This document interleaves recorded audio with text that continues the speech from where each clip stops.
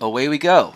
I'm going to put all of these in the notes section, so if you want to just grab them and you can copy and paste them onto a piece of paper like this or something, that's what I usually do with any kind of expressions or anything like that.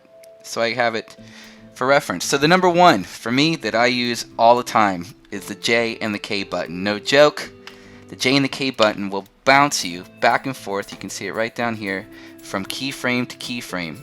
So that's my first and probably one of my absolute favorites, using the J and the K button. The next one is the plus and minus button. That expands and contracts. I thought for the longest time the only way you could do it was with this little mountain thing down here to zoom in and out of your timeline. But in fact, there's a better way.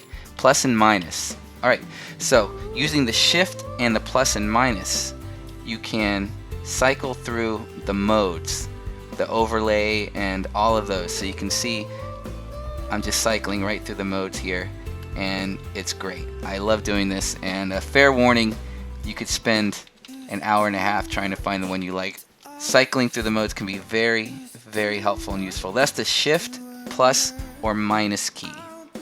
The next one is the, okay, so I'm keeping this image highlighted here, and I'm going to use my arrow key to move things right or left or up and down.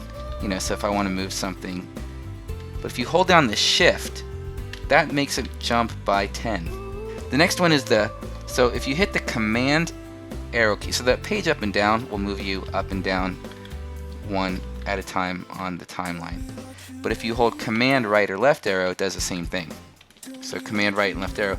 If you hold shift command right and left arrow, you can jump 10 frames at a time. Shift command right left arrow. The next one is control 0. That gives you your RAM preview. The next one is, this is one of my favorites that I use pretty much in every project ever, and that is Shift Command D. So this is the boat, I believe, this layer, yeah. So highlighting that, holding Shift Command D splits the layer. So Command D will duplicate a layer. Shift Command D will split the layer. Let's say I'm gonna hit Command Y and just bring in a new solid. And I just want this solid to end here. I can hit Shift Command D and then just delete the other one. So that's one way to handle that. The semicolon. And this one I did on accident one time when I was typing. Hit the semicolon and it expands the timeline basically as big as it can get for the screen.